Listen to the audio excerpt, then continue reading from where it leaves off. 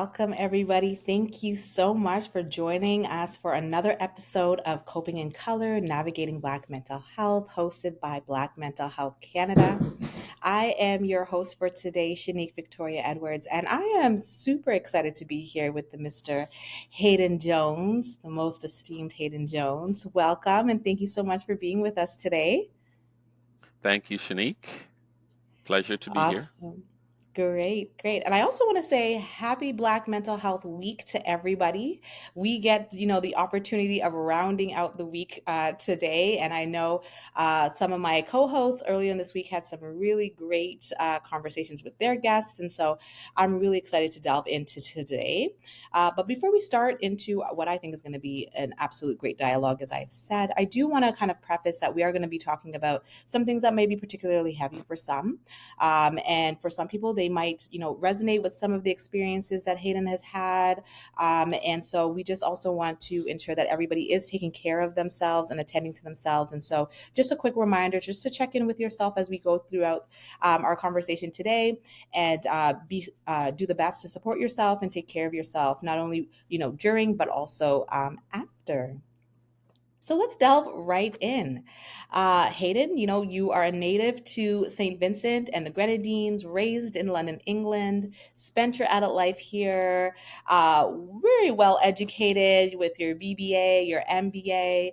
And, for those who are listening and watching today, can you just kind of share with us a little bit about your journey and how you ended up intersecting with the mental health system? Yeah, so, well, to begin with, psychology has always been my first love. I started taking psychology and never ended up finishing for whatever reason. And I got into business. But during my childhood, I was sexually abused as a boy. And throughout my entire life, I believe that. Um, I knew at some point I needed to get help for it. It's not that I was acting out but there was Mhm. just always a need in me that knew I had to um, go out there and get some help for it in order to be a better person and whatever that meant. So, um, you know, um, I thought about it for years and years and years. And I remember one time I was in a meeting. Excuse me, I was in a car driving a friend home, and she disclosed to me that she was sexually abused, not physically, but and you can get into the definitions Mhm. of sexual abuse. It doesn't have to be physical, but she was sexually abused, and she got some help from it, and she encouraged me to go ahead and get some help. So that's when I sought help. Went to my doctor, family doctor. He made a recommendation. Went to see a psychiatrist, and then he referred me to an individual therapist and started that. And that's how Mhm. I ended up starting my journey with mental health. So what I'm hearing you say, it was a part of it was just that, underlying kind of gnawing that there was something going on that needed attention for you. And then having that support of this other person who, having their own lived experience, was able to kind of, encourage you to go seek that support yourself as well. Absolutely. And the other thing I forgot to mention is that there was, at some point, there was a gnawing feeling in me, like there's this overwhelming feeling in me that I would somehow sexually abuse my children. At the time, I Mhm. believe I had three of them or two, three of them. So Mhm. that was always a fear of mine. So my Mhm. interaction, not that it was real, Mhm. I mean, I'm Mhm. sure you you Mhm. understand that, but Yes. it was about just this unhealthy fear. So, my interaction with my children would be very, very different because I was afraid I couldn't be myself. I couldn't, but someone looking in couldn't see that. But Yeah. it was all internal. So Yeah. that was one of those. That was one of the major reasons I went Mhm. out and got help for it. And that's significant. That internal warfare that happens, whether it be a fear that it has really no basis, as you're saying, right? People looking in would not at all, ever even think that anything like that was going on. But that internal warfare that was happening within you, and it was you know making it difficult for you to be your authentic self. Absolutely. Absolutely. Mhm. Was there a question in there? I think I kind of lost my system. My Wi-Fi may have cut out a bit, but was there a question in there? No, it wasn't. I was Okay, just it was just a reiterating what statement. you had Okay, said. okay, Yes, okay, yes. But I do perfect. have a question now.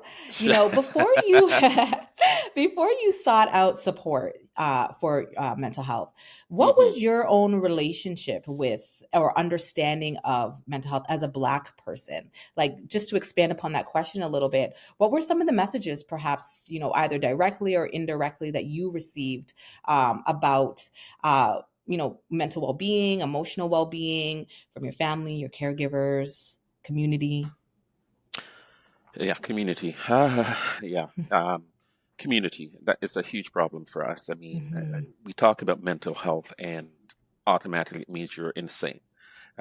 You go to the doctor if you have a cut, but you're not allowed to go to the doctor to or a therapist to talk Hmm. about a pain that you're having, an emotional pain that Hmm. you're having. So, um, it's something that's not, especially with my particular issues, it's something that's not talked about, especially within Right. our community. Hmm. The Caribbean community, West Indian community, whatever, Black community, it's something that you just don't talk about. And it's so prevalent Yeah. within our community. I mean, I saw lots of it growing up, but how do you, if your adults are not speaking about it or talking about it, or they're not encouraging you to get, Hmm. do anything about it, just sweeping it onto the table. And anyway, um, yeah, so that was a challenge I had to deal with, and of course, being a male further compounded the issue because Hmm. males are not supposed to get help. They're supposed to just get over it.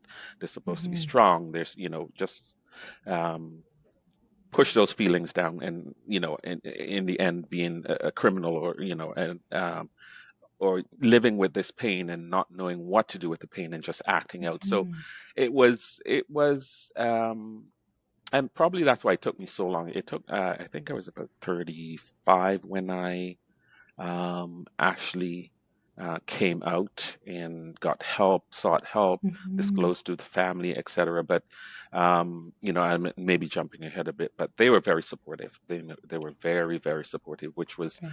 instrumental in me and my resilience and how I got through the process, Hmm. worked through the process, not bypassed it, but actually worked through it. But to Hmm. your original question, yeah, the community itself, but I'm not usually one that follows the community or follows what people say. If I know Yeah. something, I know it's for the good of me, then I will seek it out. I will sort it out, regardless of the backlash. And that's exactly what I Hmm. did.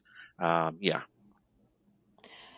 Just to follow up on that, because as you're saying, these toxic messages that we do, receive from community, I'm hearing your family was extremely supportive of you when you, had that courage and were willing to be vulnerable with what you did experience. And that's hmm amazing. I think, even with, some of my own clients, that tends to be the story and the narrative for them is that their family is supportive.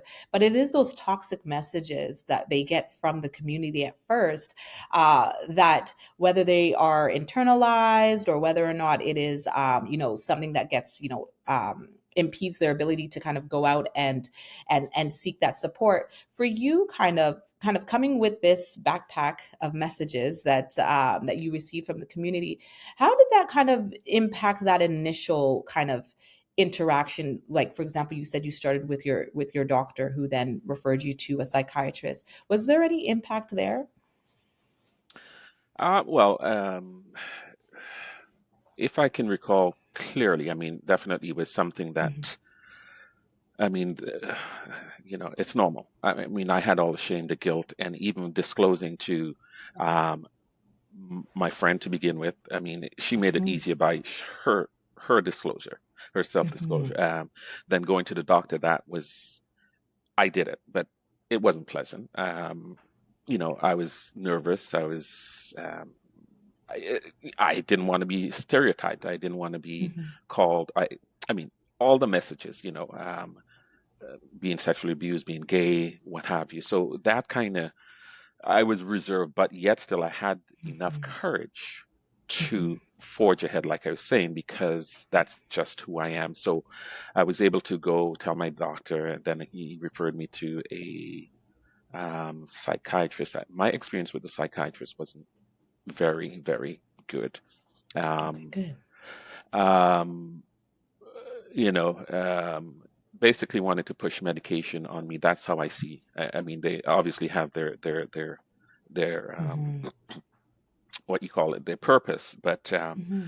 I just didn't feel comfortable enough. However, again, that was just like a one time. Like he did the initial intake, then he referred me to a therapist, and the therapist I got, she was great. She was Mm-hmm. so supportive. She was encouraging. Um, she praised me a lot. She gave me the support I needed, and that was very helpful and very instrumental in my healing. Mm-hmm. So she was actually Filipino, and back then I think we had 15 sessions, and then after that, and by the time we were done our sessions, she had introduced me to a group group therapy right over at the hospital, close to the hospital where I went, and I started doing that group shortly. I Mm-hmm. think maybe 2 or 3 sessions in with her, um, and we can talk about that some more. But she was very supportive. The psychiatrist wasn't, but luckily I got a good therapist, and not all Mm-hmm. therapists are good, just like not all professionals are good. Mm-hmm. But this one, I was Absolutely. fortunate enough to get a really good one.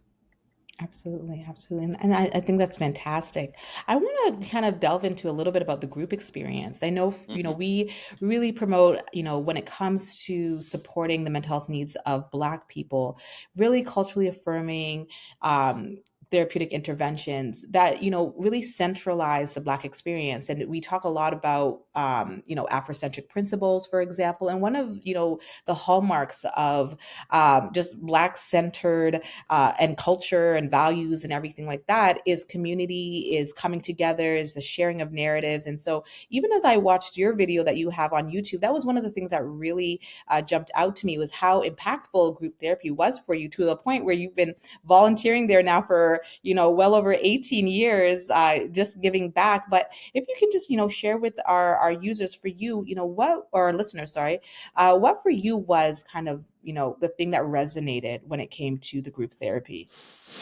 Yeah, so with the group therapy, when my therapist recommended it, I mean, all sorts of nervousness and just, Hmm.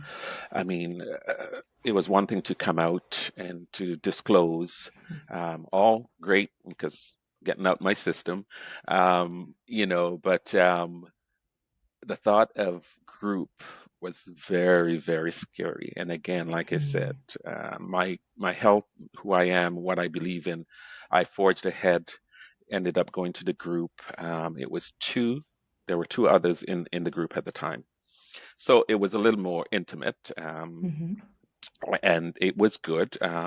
Like scary, like as can be.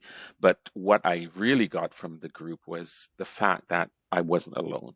Because in my mind, I had been living alone with this, didn't know what to do with it, how Yeah. to handle it, how to manage it, what it meant, how had it affected my life, Hmm. the people around me. And, in getting into the group, I was able to chat, speak with these others, and realize that we all had the same things in common, whether you're black, Hmm. white, uh, uh, indifferent, whatever. We all had this. Whether you were sexually abused by a male, female, uh, same effects, same Hmm. outcomes, um, and I was. It was great. It was like, oh, great, somebody who can understand me and hear what I'm saying and know what I'm going through and truly empathize, Hmm. sympathize with me Hmm. and give me feedback and you know just was able to be myself in an environment where I was not able to, like, nowhere else would I find this. So Yeah. that was very, very instrumental in me again moving forward. And to be quite honest, the group work I did for myself before becoming a Hmm. mentor leader, group leader, was more impactful, more helpful than the individual therapy, if that So makes it's like, sense. Yeah, absolutely. Because, it's that sharing of our narratives and of our experiences. As you mentioned too, this idea that for so long you were feeling like you were, alone in your experience. But now, to be able to see that there were other people who across the spectrum, different racial groups, different cultural identities, different, life experiences, but having, a sense of commonality where there was that empathy and that validation. Right. And actually, let me just go back into the race, the different races or ethnic groups. I was the only black in that group, Mm. and I remained the only black in that group for many years. As as a patient, or I was the only black. After I got Mhm. in as a group leader, a mentor, then there were two, three other blacks within that 18-year Wow. period. Wow. Yeah. So again, and even with that, I mean, people come into the group. It's a lot of hard work, and you have to be prepared, and you have Mhm. to have a support network system. But um, a number of them, it was just too difficult for them to work through their issues. They would drop out, and in particular with the black ones, after the first round or so, like the groups used to run for about 15 weeks, weekly, Mhm. they were gone. Mhm. They were gone. They just could not cope with it. Wow. So, yeah, yeah, yeah. I mean, based on your experience, the lived experience and having going through the system and then being as a mentor and as a leader, and as you mentioned, within the span of this 18 years, you know, only a few, less than one hand of Black people who sought out support and its prevalence, just in regards to not just sexual abuse, but just mental health challenges in general within our community. You know, from your perspective, what would you say are, maybe some of the challenges or some of the barriers for people even making that initial step or even, continuing on? Yeah, yeah. Much of the same, again, the culture, expectation of Hmm. men, and we are speaking of men specifically because that's the group I was in. And Hmm. again, being a black man, what are Hmm. the implications? I mean, if I disclose, they're not going to believe me. They can call me a liar. It means I'm gay. Um, I can't look at my community. My community hates, gay people, Hmm. or, Hmm. they don't. Um, encourage or embrace mental health. It means you're cuckoo, loco, all of the above. Um, Hmm. so there are a lot of messages out there that I think black men in particular get. Hmm. You're Hmm. not, you're supposed to be strong. You're not supposed to express your feelings. You bury them, but we're emotional beings. What do we do with them? Because if we don't, they go in, that we internalize Exactly. those, because we're getting all these messages Hmm. from the trauma Hmm. that Hmm. we don't have the capacity. I was maybe 10, 11 years old when that happened to me. I didn't have the capacity to understand what was happening to me. So guess what? Turn it, turn it inside out. Sorry, Hmm. turn it inwards, and then blame myself and assume all the guilt, the shame, and yeah, it's a real terrible place to be. But yeah, the message is it's not easy for men in particular, men, black men, men of color, to actually seek help. There's so many negative messages that they get, and again, you compound that with sexual abuse, and it's not just men; it's society in general. It's just too Hmm. much for the psyche to manage. So they don't want to discuss it. They don't want to talk about it. They don't get help. Yeah. Hmm. Hmm. From your perspective, how important is it for us to be having these conversations, to be dialoguing, to really be normalizing? Not to say that we are invalidating or, or becoming desensitized to these, profound traumas that individuals face. But when I say the word normalizing, I mean making it commonplace to come out and to have these conversations, so that individuals can be their authentic selves and kind of explore and express and process these internal dialogues. How important is that, would you say? Oh, super important. And the thing I like about where we're at currently. Black Mental Health Canada, you're doing this. I know Tropicana, they're doing something. This other Hmm. organization is doing something. So the education piece is so critical in us as a society accepting, and more so as a culture, Black culture, and seeing Black people like us having these types of discussion openly, freely having a Hmm. discussion about it. I think it encourages people, um, Black people, Black men, to say, okay, yes, this does work. I mean, there are it's we still have a long way to go, Hmm. but Hmm. as long as you guys keep doing that and others keep doing it, other clinicians, other members of our culture are open to it and freely expressing themselves about Hmm. it, it certainly gives hope to those who are free. And it is, like I said, it's a very difficult thing to do. Even you put sexual abuse aside, just mental health in general, having to come to terms with what it means and how you get Hmm. past or what you are dealing with. Because remember, I mean, well, we can't change other people. We can only work on ourselves and do what we need to do to manage and to cope and to function in a healthy way. So, um, yeah, you guys keep doing it. I'm an advocate for this. I've always been. Hmm. I've spoken different public forums about this. I've Hmm. traveled the country. I had again done presentations. So yeah, as long as we Yeah, keep doing that and educating and making it more common, then I think absolutely. our culture will be more accepting. Hopefully, fingers crossed. Absolutely, yes, and I'm in total agreement. I think psychoeducation is such a is the thing that we can use to slowly break down, the walls of stigma, right? And Yes, begin to really kind of absolutely. open up that door where it's okay to seek help. It's Yeah. okay to be going through the throes of this internal warfare as well as what we experience, day to day in society as well, and that you're not alone.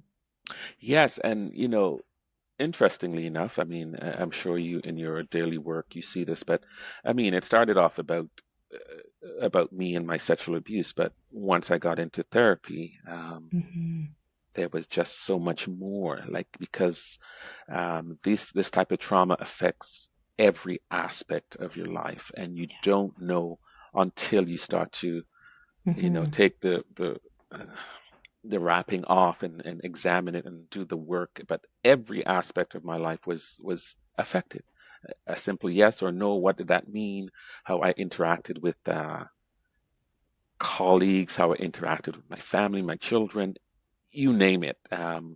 It was affected. So yeah, but then I also had to do other work about around family, about um, abandonment, about I mean Hmm.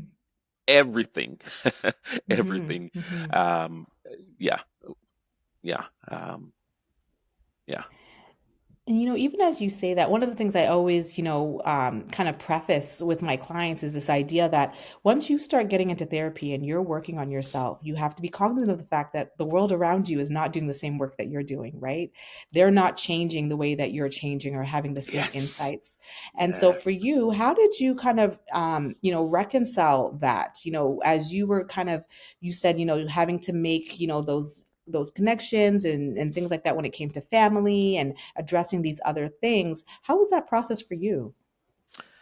And again, it was I thank the group, the support. I mean, literally. I mean, they would tell me, I'm just going I'm to with ask you you, just when Hayden, you go to and you're approaching, when you Hayden, need can to you just start disclose over or there for a have second? conversation. Because, Just think of us.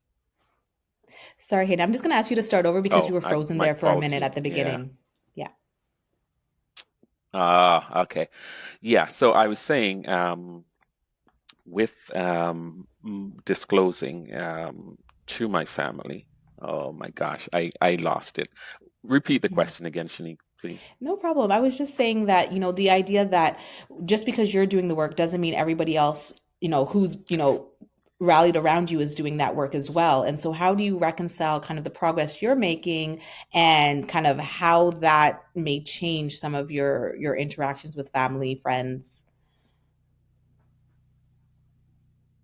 Right. And as I was saying, the group was instrumental, fundamental in me Mhm. doing that because of the support. They would like literally say to me, we're there with you. Just anytime you're feeling down or if you're scared, just think back to this moment. We're here, we're supporting Mhm. you.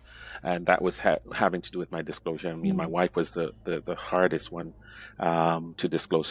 She knew nothing about it, knew Oh, nothing wow. about it. So yeah, so had they helped me after maybe 3 or 4 attempts, I actually disclosed to her, and Mhm. then other family members, and they were very supportive because they knew me as a person. And Mhm. um, perpetrator, I mean, he obviously um, um, disagreed or out, came right out and said it was untrue. But thank God Mhm. again, I'd lived the type of life where the people I that were close to me knew me and they were accepting of that. And then after doing that, so disclosing to my wife, you know, as I started going through the therapy, I started to grow, like you were saying, like emotionally. So somehow my wife was here. We were here, then all of a sudden I'm here. Mhm. She couldn't understand what was happening because, to be quite honest, we have these codependent relationship, a very Mhm. unhealthy relationships. That's normal. That's what we do Mhm. as Mhm. survivors. Mhm. So that codependency, I started moving away from it because it was no longer healthy for me, and I realized that. So again, I am growing my leaps and bounds, and she's there, and she's what is happening? Where's my husband? Mhm. What's Mhm. happening? She couldn't understand it. So that was quite challenging, and yeah, went through that. Um, but yeah, it's they were accepting, and again, um, which contributed to my resiliency. I mean, I think resiliency is a personal thing based on my upbringing and the type of Mhm. support and all that I Mhm. had. But because they were very supportive, then yes, it helped a lot. But growth is a thing. Um, but I learned from it, and I had to explain. I had to have these conversations with Mhm. my wife, with people around me, and at times it was Mhm. difficult because, yeah, I tasted what healthy emotional Mhm. being, would be. I started to Mhm. realize that this is what I wanted, and I tasted it, and I wanted it, and I wanted more, and it went by pretty quickly. I was in group for about a year, and then um, I took couple of courses, and then became a group leader, mentor, and from there, just been, the rest is history, like we say. Mhm, mhm, fantastic. And I hear you speak a lot about resilience, and Hmm. kind of the fact that a part of what played into even your ability to survive and get to a place of healing and ultimately thriving was this, resiliency. And within our community, we do speak a lot about the intergenerational trauma and all of those different things, but we don't really put a lot of emphasis or speak too much about the intergenerational resilience that Hmm. comes. And so, Hmm. just kind of from your perspective and your experience, what were some of those kind of messages that for you, as you were kind of before you sought support and were trying to make sense of everything that is happening to you or that had happened to you, and then kind of going through and making that growth and stuff. What were some of those resilient messages that you had received? Yeah, so love Mm-hmm. was critical. Just a bit about me. So, my mom and dad had separated before I was born. Um, she left and went to England first of all, and typical West Indian story, to make a better life. So I was home, but I was always surrounded by. I had a great aunt. I had a couple of aunts that were there, loved me to death, pampered me, gave me great values about life. And those. those are the things that Mhm. foster and nurture resiliency, right? Mhm. And even growing up, I mean, after that, going to England, coming here, I had a network of family friends that were really supportive, and we were very close knit. So um, those messages, and it's okay. We're here for you. We love you. It doesn't matter what. In spite of, those are the Mhm. types of messages that I got that help me to Mhm. nurture this resiliency that was in me. I mean, probably some of it was there anyways to begin with, but I think it was critical for me to have that support and just knowing that I was loved and taken care of, and um, yeah, all the healthy feelings, the healthy nurturing that you need to be that healthy individual. Knowing that that Mhm. was there definitely um, help, I think, me with my resilience. Amazing. Oh, there was Amazing. one other thing. I was always, well, I'm a Christian. Now, I Mhm. wasn't a Christian at the time, but definitely, even when I was going through my trauma, it was me, it was the conversations I would have with God, the one-on-ones. And it wasn't Mhm. why me or why, you know, you should have, could have, you know, it was about help me, please. And that mess, I mean, even at a young age, very young age, that's where I had no one else to talk to. We were talking about Mhm. me reaching out to my friend. Up until that point, it was just me and God. It was just me and God that had those Mhm. conversations. Yeah. Mhm. Absolutely. So I'm hearing, not only, the resilient messages, but they in turn became, your coping strategies, the Mm. community, the values, your faith, all of these things came together to really, help you along this journey. And then, at a time when you finally felt ready, and you had that encouragement and that support, being able to go now and seek out that extra support. Because I know sometimes in our community, the messaging is, pray about it, or just, leave it in God's hands. Right. And so, and sometimes, sometimes, yes, that is what happens. We can pray and we begin to feel better and all of that stuff. But there are, as you were saying, when it comes to trauma and how it impacts so many different elements of ourselves, we have to do a little bit of that deeper work. And sometimes that requires support along the way. Absolutely. This is one topic we could spend hours on. I've had my certainly had my issues with the church that I belong to. I mean in regards to therapy Hmm. and God and the Bible. And typically it's, I remember one time the preacher came by, he used to come and do visits and having a discussion, and he got upset with me because I kept talking about the therapy and how good it was and what it meant to me, because I think he was a little offended that I didn't rely on him, as much or have those types. But he wasn't a therapist. He could tell me about the Bible. Yeah, I can go to the Bible and read. But again, when you have a physical ailment, yeah, you Exactly. go, you use the Bible, you pray about it, but Hmm. then you go to see a physician. Hmm. Yeah, Hmm. and this was the same thing. So, unfortunately, that's just the way it is in our culture. Hopefully, it's Hmm. changing where it's just leave it in God. No, no, we have to do more than that. God, and if I'm Hmm. standing before you and telling you, I've been through this and this is what happened, God has put me in front of you to tell you, to Hmm. help you understand that there has to be some other way, not just sitting there and praying about it, but actually getting somewhere and doing the work so that you can become a healthy individual. Yeah, absolutely. I wanted to just take a minute to kind of, if you don't mind, delve a little bit into this work, right? As Hmm. again, as you mentioned, trauma really does impact every aspect of our lives, specifically our own sense of self and our own identity and who we are. And, just for those who may, be wrestling with some of the same things, maybe not necessarily the same type of trauma, but their own types of trauma. Can you just kind of like speak a little bit about what that work looked like for you to kind of begin to like reconcile these different parts of yourself and externalize that guilt and that shame?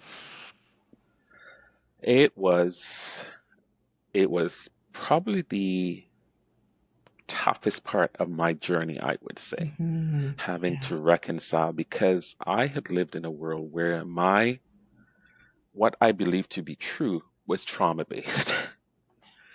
And like I said, 35 years old and getting the help I needed to, all of a sudden I would have to rewrite 35 years of my life, Yes. dismantle it, and then change it, which meant that all I thought was good to me and happy times or just healthy Hmm. way of living, I would have to just deconstruct and say, you know what, that was all a lie.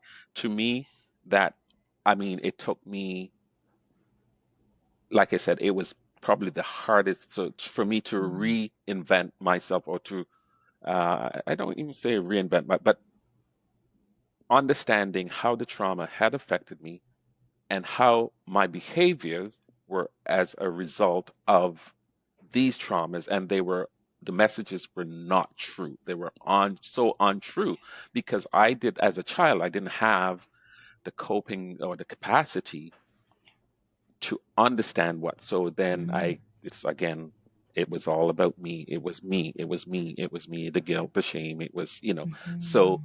I lived my life that way. And again, the way I interacted with everybody, again, from mother to father to whoever, um,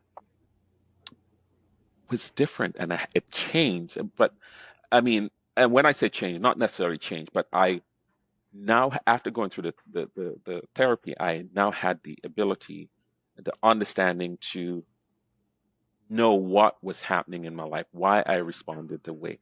And these triggers, I mean, I would continue to be triggered, Hmm. Hmm. continue to be triggered, but how I would deal with those triggers, I now had the ability to do that because I knew what was happening. I knew where they were coming from. I knew they were Hmm. lies. So I could debunk them. I would still have them. I mean, and as a human being, those triggers still happen. You still respond. Your Hmm. initial, it's Hmm. innately you respond to them the way you would as an emotional being. So they were still there, but it's how I dealt with them and how I learned to cope with them or put the coping mechanisms in place to do. I mean, I still. From this day to this day, I still do get triggered, but doing the work that I did with the group, it was therapy for me as well. As much as it was to help them, Hmm. it was just about keeping me honest, keeping me grounded, letting me not forget where I came from. And because it's so easy to just get back to that place and get stuck there and just start acting out and doing the things, the unhealthy things that are coping, reverting back to the coping. But yeah, Yeah. coping mechanisms, they're unhealthy, but um, they're what kept me alive. They're Yeah. what kept me. Absolutely. When you're in a crisis, you automatically Absolutely. just revert to them without Yeah. even blinking an eye. Absolutely. Yeah, continuously always say our default settings and the things that helped us through our survival are not in and of themselves bad, right? It's just that they Right. need to be changed in order for us to experience our healing. Yes. And what does that change look like? And that's that uncomfortable part. Yes. Yes. Oftentimes, Yes. And oftentimes, uncomfortable part. Yes, you must go through that in order to get to the other side. absolutely. Unfortunately. Yeah. And for people who do experience various forms of different trauma, one of the things that tends to come up a lot is the question of forgiveness. You know, can you forgive? Should you forgive? Is it possible to forgive? And just the impact, perhaps, of what forgiveness looks like. And if you wish, kind of where are you on that part of your journey, and kind of how was that for you to navigate that space? Yeah. I mean, for me and what I learned in the group, I mean, I can freely say that now, but I mean, it took some doing, but I mean, forgiveness Hmm. is not about perpetrator or the person outside, just like you can't control their lives. They have issues, they have whatever that caused them to be who they are. And that's something I could never change. However, forgiveness is about me and forgiving myself for being having the guilt, the shame, and for treating myself poorly, terribly, and and that's all part of it, like the guilt, the shame, and Mhm. internalizing that, and what I Mhm. did with that, and the behaviors that came with it. So I mean, and it was so hard to let go of those behaviors because, again, like we were talking about, coping mechanisms that they got me through it. So again, Mhm. reverting back to them was so normal, so okay to do for me. But I move forward. I mean, I got to where I needed to be, and I forgive. I've forgiven myself. I've forgiven my perpetrator. That happened long, long time ago. Mhm. Quite Mhm. frankly, if I hadn't, I don't think I would have been able to go across the country, having speaking publicly about my journeys and what have you. Although some Mhm. people haven't have Mhm. regretted it, but um, no, I it was once I understood that forgiveness was about me, I quickly move towards it, again with the support of the group, understanding that then what happened to me, and it was my fault. This was put on me, and just taking all that and removing it. Mhm. It was my. It's not my shame. It's not my guilt. It's not. Yeah, yeah. So Yeah. yeah. Yeah. You've worked many years now in the DEI space, and you've had the opportunity to be able to have some good experiences when it comes to interacting with the mental health system. You had a great therapist.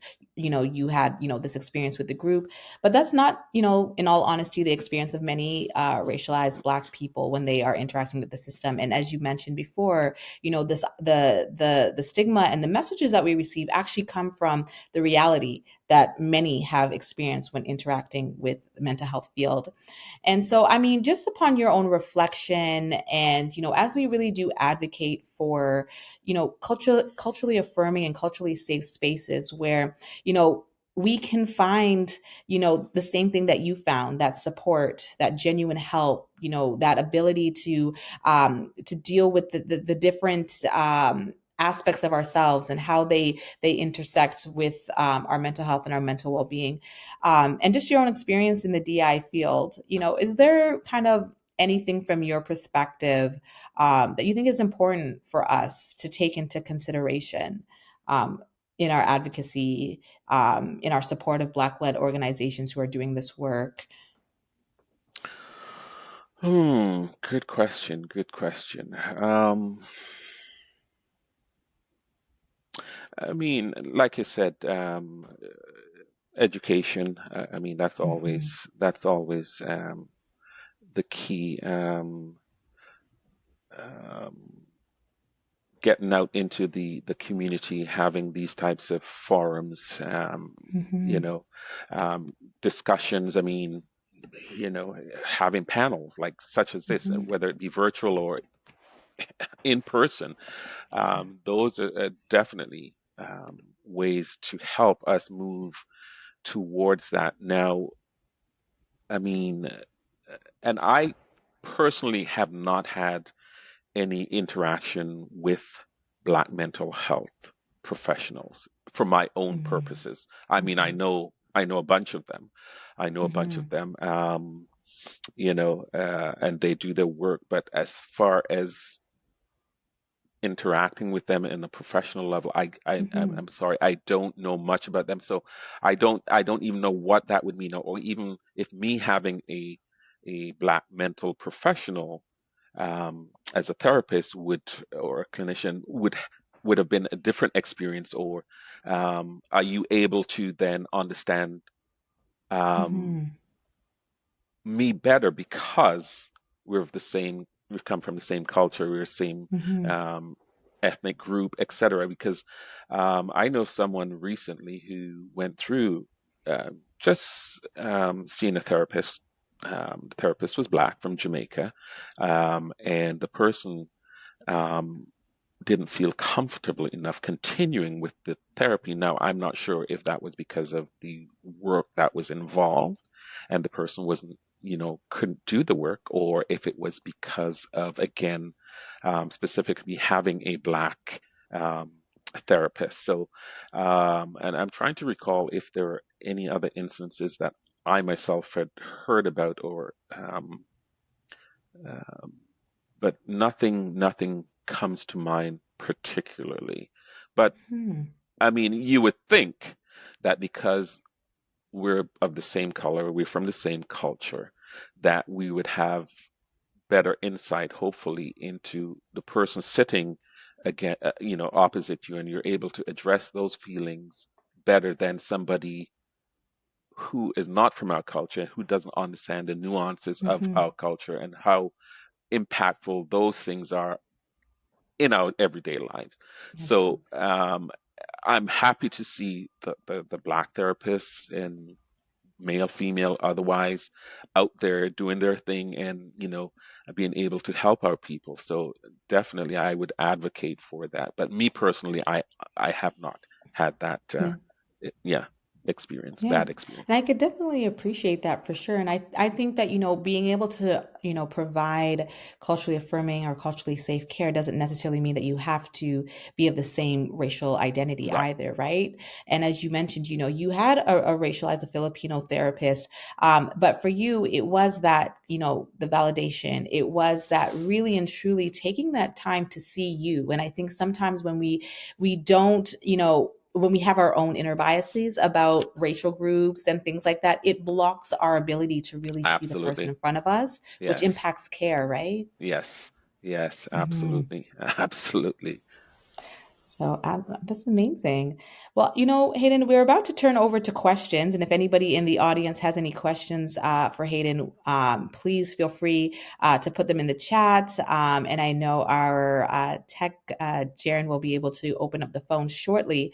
But I just want to thank you, Hayden, so much for just your vulnerability and your willingness to share. As you mentioned, when it comes to trauma, when it comes to sexual abuse, when it comes to mental health, when it comes to being a man and all of these different intersections of who we are as a person, it can really kind of compound a lot of our experiences and at times can make it challenging. And sometimes it's just having the right people at the right time and people who around us who are willing to be understanding and journey with us as we journey on, because healing is an ongoing thing. And maybe just to wrap us up, if you could just maybe just share with us, kind of where would you say you are right now on your healing journey? I'm good. Yeah. I am this typically they call us survivors. That's the name they've attributed to us. But I don't see myself. I'm a striver. I'm striving. I Yes, love that. I am striving. And that happened many years ago. What I would love to do for our community. I mean, and that's something that, we're in talks with the Black Mental Health about having a group for male survivors, Hmm. sexual abuse. So Amazing. that is in the Yes. work. I have my own website that we're developing, and we work talking Hmm. to try and as scary as it is, and I'm sure it is. I've been there, done Hmm. that. Yes. Um, and like I said, over the 18 years, there may be three, and of those three Black men, I introduced them to the group. Those were family and friends. Yeah. Yeah. Wow. So it is very scary. I mean, and you walk in the room and you start talking about sexual abuse, you see how quiet people get, or you see the looks, or you see so it is very difficult, but um, help is available, and you know you don't need to be ashamed, you don't need to be afraid.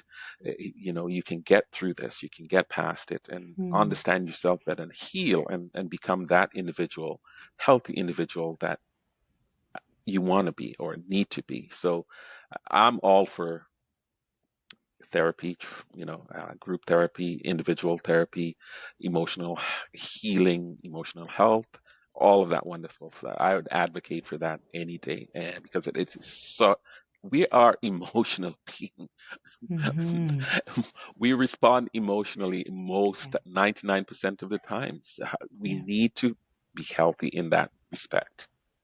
Absolutely. Thank you so much. And I love that you are striving, you're a striver. And I think that is so impactful. We do have a question in the chat. And the question is, can you talk about how it affected your professional life and what you did to overcome the circumstances and perhaps the issues that arose in that area of your life? Yeah, so it didn't um, affect my professional life in any way. So as humans, we learn how to cope. We learn behaviors, and then we go with those behaviors, and Mhm. they take us to where we need to be, whether it be work, whether and doesn't necessarily affect it doesn't necessarily affect it. And I say that, but yes, it did affect me because after I got the help, I realized that my behaviors, and like I was saying, it affected every aspect of my life. So I was Mhm. able to see that it did affect the way I interacted with my colleagues, the promotions that I got, the way I responded to maybe a white boss as opposed to a black boss. I mean, there's so many, and they're just little things, but again, you're not familiar, or you wouldn't know unless you go through. But yeah, it did affect me, but in the group as well. I saw doctors, I saw lawyers, I saw garbage men, Mm. I saw you name it, unemployed, homeless people. Like Mhm. it's and that was one of the things that struck me the most when I started when I started doing the group leader. When that doctor first came in, I'm like, mm, really, a doctor? How do you cope? And then he would go into his daily routine, and he was known as a very good doctor, but again, those are behaviors that he learned and he developed them, so he was able to just plug in Mm. and move forward and do it on a Mhm. daily basis. But when it came to the emotional piece of it, Yeah. that's where I mean, crying in the group, I mean, bawling, I mean, you know, yeah, yeah. So, um, yes, we worked through it, and you would never know. People used to look at me and they used to say, "Ah, you're healthy, you're normal, you're great, yeah." But inside, the Mhm. emotional piece of it was just Mhm. killing me. Yeah. Mhm. Jared, is there anybody who has a question on the phones? If not, I do have a follow-up question to what Hayden had just said. Maybe I'll just give Jared a quick second to pop in and let us know. Oh, okay. Well, I have one, kind of follow-up question, and it was about the fact that, as you mentioned, the idea that these coping strategies that we have or coping mechanisms that we have that allow us to really kind of interact in these different spaces and nobody would know.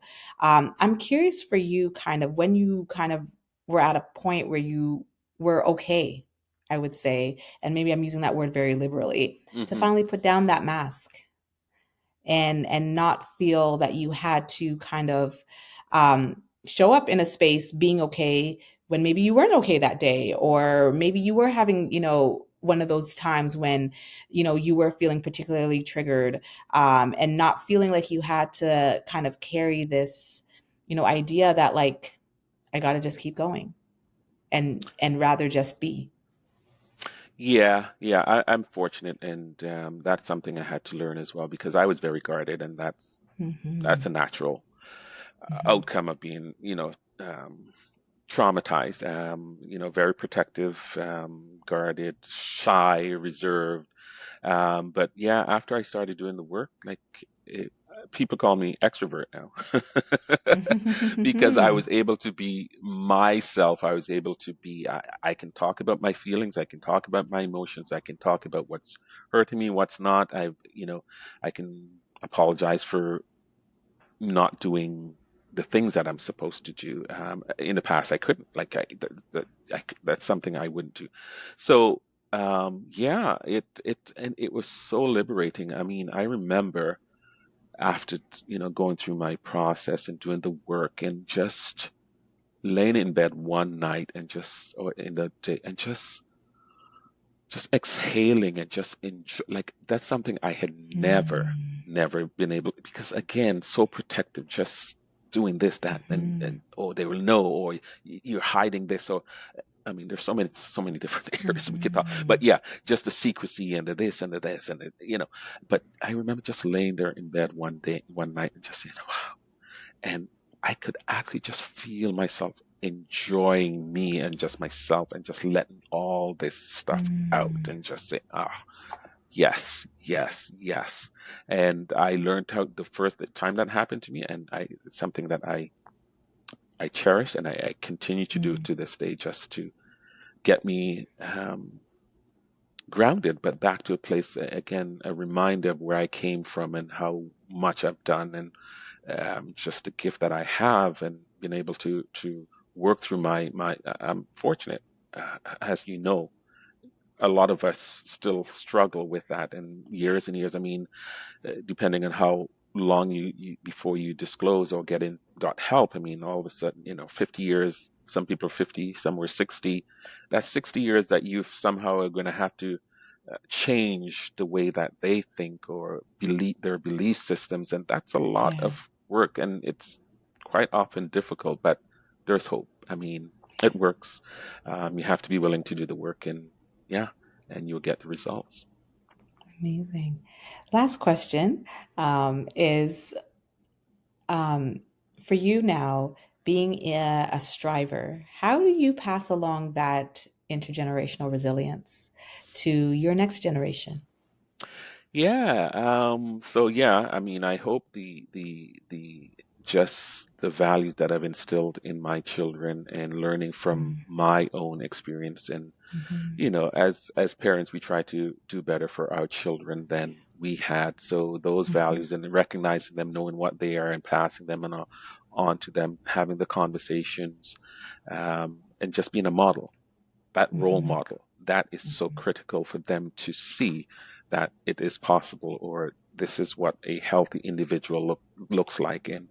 Um, and children, I mean, they will take what they want, but again, the modeling, I think that remains with them. So they may stray, they Absolutely. may try to find themselves, but that is what they actually come back to, and have two grandchildren now. So yeah, it's good. I can't complain. I mean, I have a great life. Uh, Obviously, I have ups and downs, but I have so much to be grateful for. So much to be grateful for, and I firmly believe that me being able to appreciate it is, to the extent that I do, and me being the person I am today, is because of the therapy and the group work, and me being the group leader, mentor, and giving back to the community.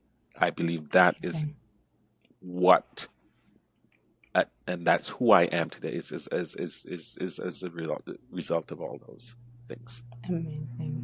Thank you so much for embarking on this conversation with me today. I'm in awe at your resilience, but at the same time, I think it speaks so much to just our community and how far we've come to be able to even have these conversations like this. And so, thank you so much just for your vulnerability and willingness to share. Oh, you're quite welcome. Thanks for having me, and I'm sure we'll be in touch. We'll be in touch in the future. Absolutely.